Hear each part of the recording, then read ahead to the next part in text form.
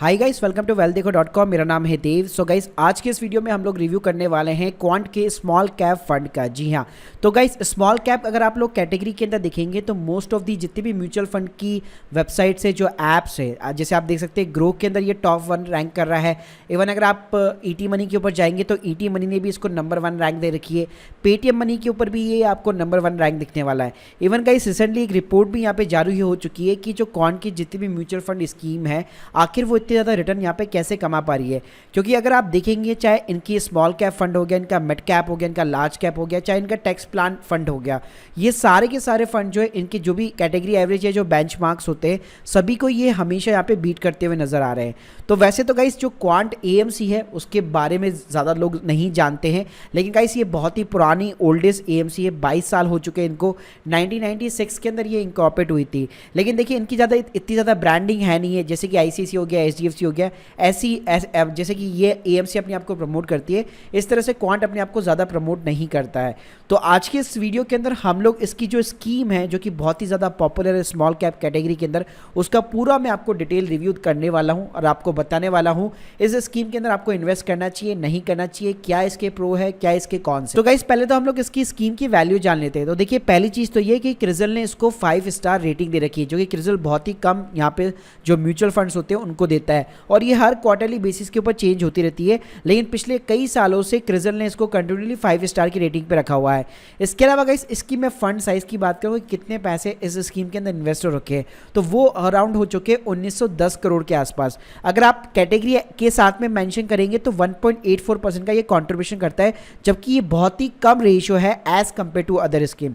अगर गाइस मैं expense ratio की बात करूँ तो यहाँ पे काफ़ी अच्छा एक्सपेंस रेशियो है, 0.62% ओनली एक्सपेंस रेशियो है, जबकि कैटेगरी जो एवरेज है वो 0.79 का है। यानी कि कैटेगरी की कंपेयर में काफ़ी अच्छा इसका एक्सपेंस रेशियो है। इसके अलावा गाइस अगर मैं रिस्क रेशियोज की यहाँ पे बात करूँ तो यहाँ पे जो स्टैंडर्ड डिविएशन है, यानी कि जो वॉलिटिलिटी है यहाँ पे बेसिकली इस फंड के साथ में, वो काफ़ी हाई लेवल वाली है। देखिए सिंपल सी बात है, जो आपको हाई रिटर्न्स देता है उसके अंदर वॉलिटिलिटी भी यहाँ पे आपको हाई मिलने वाली है।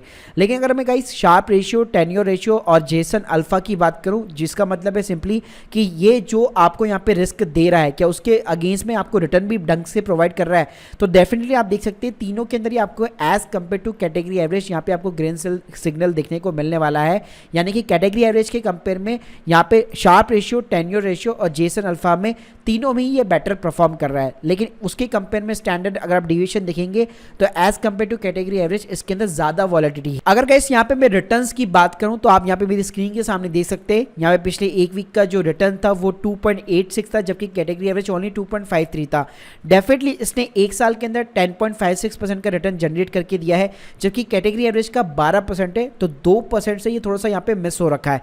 लेकिन अगर आप पिछले सालों के रिटर्न देखेंगे, 2 साल का, 3 साल का, 5 साल का, जैसे देख सकते हैं आप 5 साल का जो CAGR है वो 22% के आसपास है, जबकि जो कैटेगरी एवरेज है वो केवल 15% का है। मतलब ऑलमोस्ट 5% का हर साल का यहाँ पे डिफरेंस आपको दिखाई देगा। इवन गाइस अगर आप rank with in the category भी यहाँ पे देखने जाएंगे तो आप देख सकते हैं पिछले यहाँ पे 3 सालों से ये हमेशा नंबर 1 की कैटेगरी में रहा है।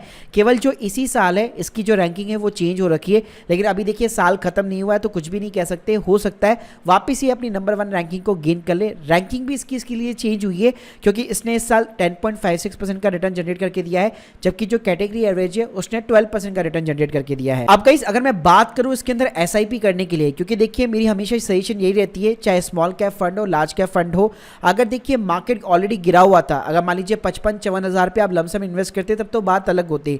लेकिन अगर अभी आप 60,000 रुपये से शुरुआत कर रहे हैं या 60,000 रुपये के ऊपर मार्केट है, तो डेफिनेटली आपको पर मंथ जो है SIP के रूप में ही इन्वेस्ट करना चाहिए।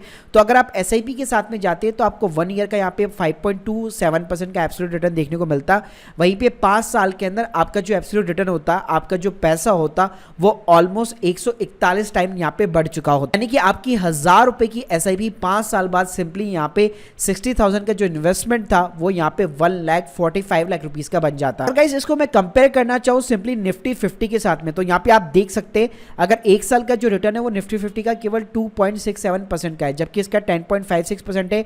वहीं पे 5 साल के अंदर में अगर मैं CAGR भी देखूं तो केवल 12% का CAGR है निफ्टी 50 का, जबकि इसका 22% का CAGR। इवन गाइस अगर आप इसको वर्स्ट क्वार्टर में भी देखना चाहते हैं कि जब भी मार्केट गिरता है तब इसकी क्या हालत होती है, फॉर एन एग्जांपल आप देख सकते हैं अभी जो Q2 था हमारा 2022 का, उसके अंदर जो निफ्टी 50 वो 10% की रेट से यहाँ पे गिरा गिरा था, निफ्टी 110% की रेट से गिरा था, जबकि जो कैटेगरी एवरेज है यानी जो और दूसरे फंड है स्मॉल कैप कैटेगरी के अंदर वो 7% की रेट से गिरे थे, जबकि ये वाला जो फंड है वो 14% की रेट से गिरा था, मतलब ऑलमोस्ट ये डबल हो गया। तो जैसे मैंने बताया था आपको, स्टैंडर्ड डिविएशन इसके अंदर ज़्यादा है, वॉलेटिलिटी ज़्यादा है as compare to category average. तो जितना आप रिटर्न यहाँ पे एक्सपेक्ट कर रहे हैं, तो जब मार्केट गिरेगा तो आप यहाँ पे संभल कर रहिएगा, क्योंकि ये उतना ही माइनस के अंदर जाने वाला है, जबकि उससे ज़्यादा ही जाएगा। ठीक है, अगर मैं बेस्ट क्वार्टर की बात करूँ तो आप देख सकते हैं as compare to category average इसने काफ़ी अच्छे यहाँ पे रिटर्न्स प्रोवाइड करके दिए। तो सिंपल सा यह रूल है, जितना ज़्यादा आपको हाई रिटर्न मिल रहा है उसके अगेंस्ट में आपको इतना तो रिस्क लेना पड़ेगा। अगर गाइस मैं बात करूँ पोर्टफोलियो की, तो आप यहाँ पे देख सकते हैं इसके अंदर 56 स्टॉक बेसिकली यहाँ पे शामिल है, जबकि कैटेगरी एवरेज में 68 होते हैं।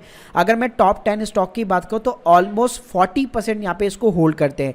अगर टॉप 10 स्टॉक की अगर मैं बात करूँ तो इसके अंदर नंबर 1 के ऊपर जो है सिगरेट का ब्रांड है ITC लिमिटेड, उसके बाद में IRB हो गया, ICICI बैंक हो गया, हिंदुस्तान कॉपर हो गया, लिंडे इंडिया, मतलब मोस्टली यहाँ पे स्मॉल कैप कैटेगरी वाली कंपनियां हैं, जिसके अंदर ऑलमोस्ट जो है 64% के समथिंग इनका पैसा लगा हुआ है।